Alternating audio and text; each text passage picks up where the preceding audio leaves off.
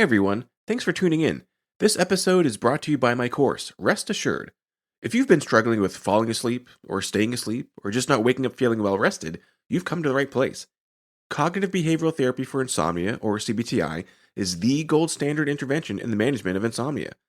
Rest Assured is a digital course that walks you through CBTI, step by step, with everything you need to succeed. Each of the 6 weekly modules guides you through some important background information for the different techniques, explores the evidence based techniques in detail, provides multiple examples of exercises so you can find the one that works for you, and reviews the work you've completed since the last module. And Rest Assured is just not another DIY left to your own devices, but rather, you get direct access to me, a board certified sleep physician, in twice monthly office hours, where you can ask me face to face any questions you may have about the course material. So check out www.wellrestedmd.com/RA to learn more. That's wellrestedmd.com/RA, or just head to the homepage and click on courses to learn more. Enjoy the episode. Hey there, friends and neighbors. You're listening to the Well Rested Podcast, episode number 47, Cognitive Distortions. I'm your host, Dr. Joshua Lennon. No, it's not some artificial intelligence-powered guitar effect, but cognitive distortions can really rock your ability to get a good night's rest. In this week's episode, I discuss certain patterns of thinking, dysfunctional and maladaptive cognitive distortions that can turn a bad night even worse and pour cold water on an already difficult sleep experience. Having repeated bad nights of sleep helps to breed a sense of failure, frustration, and even hopelessness about one's sleep. The narratives we tell ourselves can be one of defeat, disaster, and an inability to get sleep right. Then it's a simple step to get to rumination. This makes it easy to start to develop and reinforce certain beliefs, especially about our sleep, that can be counterproductive, self-defeating. These are known in the biz as dysfunctional beliefs about sleep. Thankfully, it has been established that improving one's sleep efficiency correlates with reduction in dysfunctional beliefs about one's sleep. To put it another way, one highly effective way to realign maladaptive thinking patterns that worsen our experience of insomnia is to simply adjust our behavior, the timing of the use of the bed. So these concepts, as introduced in episode 42 on cognitive behavioral therapy, are quite helpful when it comes to one's sleep. That adjusting our behaviors affects our thinking. That's one of the sides of the cognitive triangle, where thoughts, emotions, and actions each influence the others. So when it comes to sleep difficulty plagued by unhelpful patterns of thinking, you can indirectly improve the quality or character of that thinking, transforming unhelpful into helpful thoughts, dysfunctional into functional beliefs about sleep simply by adjusting your actions around the bed. Specifically, when sleep efficiency is improved, dysfunctional beliefs about sleep do as well. Recall, as discussed many times before, that sleep efficiency is this quotient of your total time asleep divided by the total time in bed. Since in the middle of the struggle of insomnia, you can't just magically pull more sleep out of a hat, we improve sleep efficiency instead by adjusting the denominator, the total time in bed, as discussed in episode 16 and in episode 44. So, for example, if you had only been getting about 6 hours of sleep despite being in bed from 9 p.m. to 7 a.m., a sleep efficiency of only 60%, one of the most effective ways to rapidly improve insomnia is to shrink that excessive 10 hours in bed to force a higher sleep efficiency, say by spending just 7 hours total in bed, such as from midnight to 7 a.m., rather than 9 p.m. to 7 a.m. You just boosted your sleep efficiency from 60% up to over 85%. And with that boost in sleep efficiency comes improvement in dysfunctional beliefs about sleep. But correlating reductions in severity is not quite the same thing as complete resolution and normalization. In fact, what we see as being one of the strongest predictors of failure to improve insomnia is harboring strong dysfunctional beliefs about sleep. The more tightly you hold on to maladaptive, misleading, false myths either conjured or inherited about your sleep, the more difficult it can be to overcome insomnia. So behavioral adjustments definitely help, but don't always work as well as we might like when applied in a vacuum. Often we need to address some of these dysfunctional beliefs head on. We've addressed this topic several times before, most notably in episode 31 and again in episode 44. With a brain dump, sometimes more eloquently referred to as a thought record, you just empty your noggin of all these ideas and thoughts that keep spinning around. One way is just by the train of thoughts. Write everything that pops up in your head. Other times, it's trying to capture specific recurring thoughts that appear at certain times or in particular situations. So today I wanted to dive a little deeper into some of the different flavors you might find in a brain dump and explore some of what are known as cognitive distortions, these thought patterns we get stuck in that can be based on something real, but our minds warp and mold into a shape that can cause more harm than good. So what are cognitive distortions and where do they come from? Well, one way to approach this is to keep in mind that the universe isn't really what we experience. We have limited sensors that take in only a portion of what's going on around us, and our brains fill in the blanks as needed. Case in point, my soon to be first grader is convinced without a second thought that there are dozens of different shades of her favorite color, pink. Okay, no argument there, but she believes there's only one color, red. So, as color naive as I tend to see a spectrum of hues, from darker reds to lighter reds to all the pinks to white. But my experience of the same spectrum, the same particular frequency of a light wave, is experienced much differently than my daughter, prompting lots of chastising when I call the crayon specifically labeled strawberry red by its name and not pink as she sees it. Or my favorite example is how the mind interprets information from the eye. If you close one eyelid, hold a thumb up with your arm extended out straight in front of you, and while keeping your gaze fixed straight ahead, slowly move your arm a few degrees to the outside, all of a sudden, your thumb disappears. Try the other eye, and the same thing happens.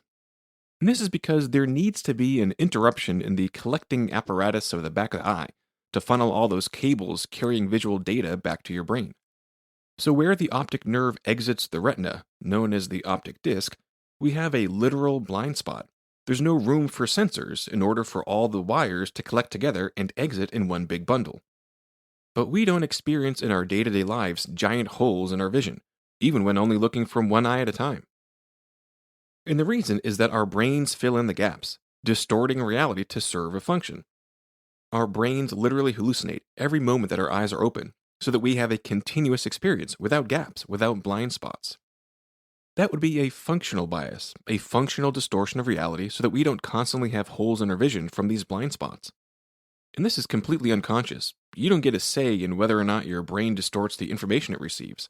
Our brains do this in all sorts of other ways too, also unconsciously, that may or may not serve us well.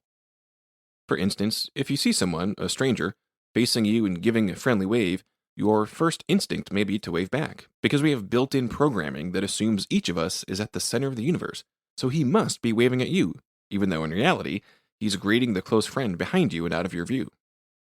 Or if you walk by a group of girls laughing as one of them glances your way, you may assume that they are making fun of you, because again, we are programmed to assume that we are the center of the universe.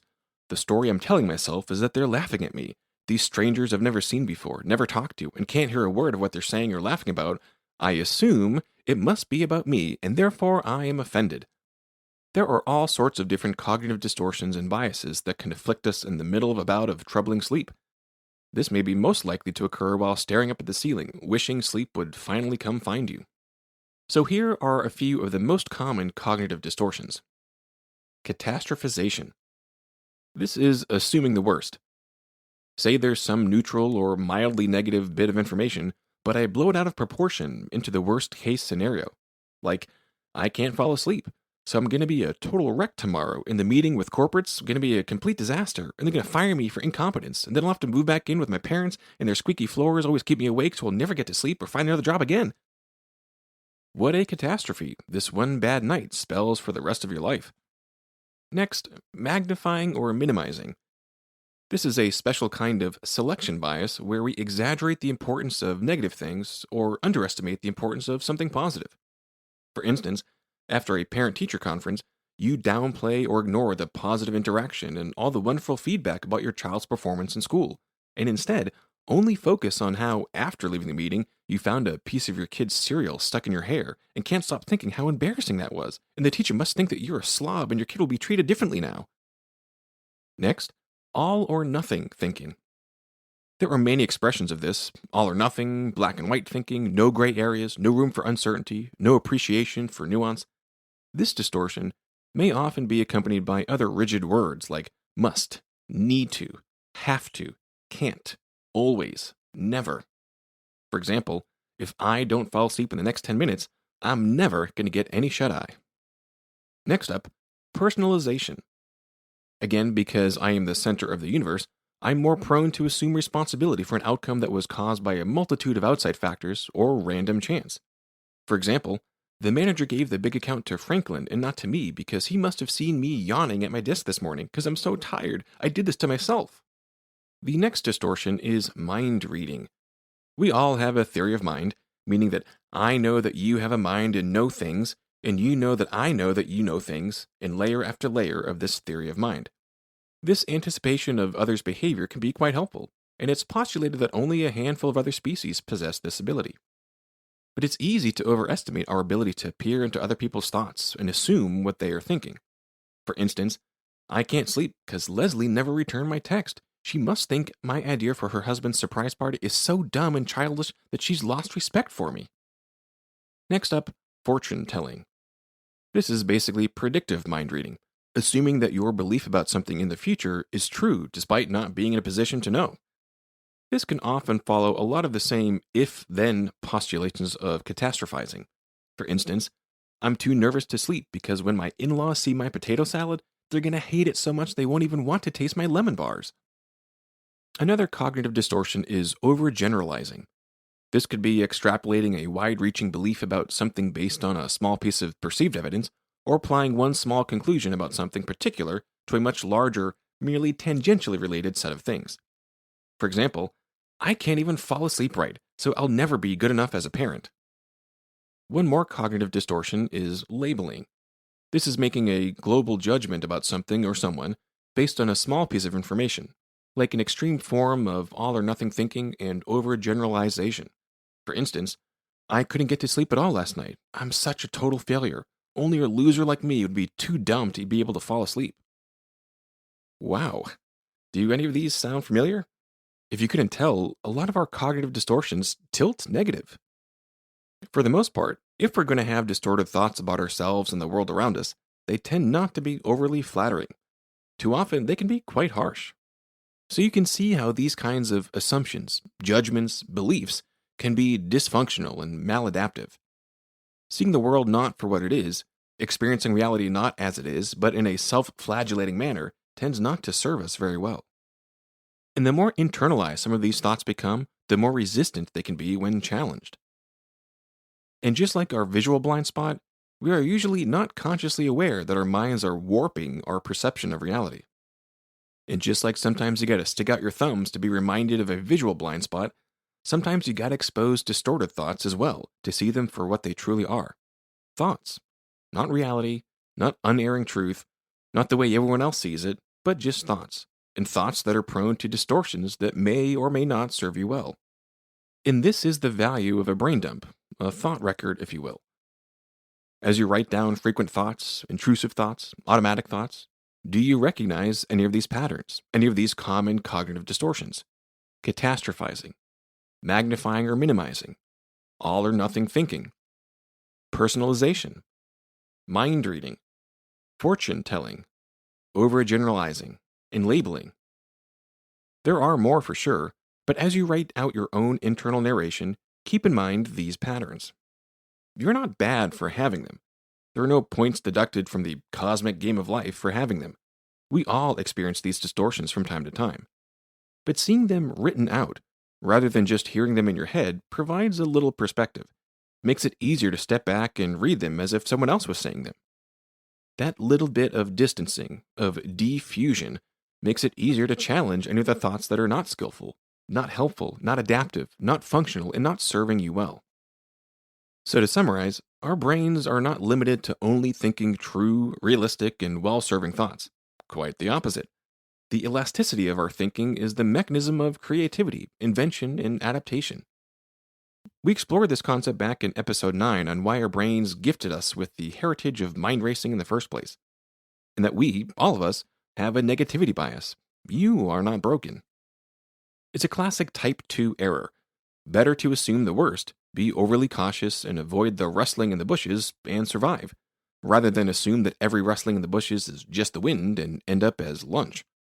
These cognitive distortions are the patterns of misleading thoughts that are the foundation for dysfunctional beliefs about sleep. And thankfully, simply making adjustments to our behavior alone, such as the timing of our use of the bed itself, that behavioral adjustment can reap benefits for our emotional and thinking patterns as well.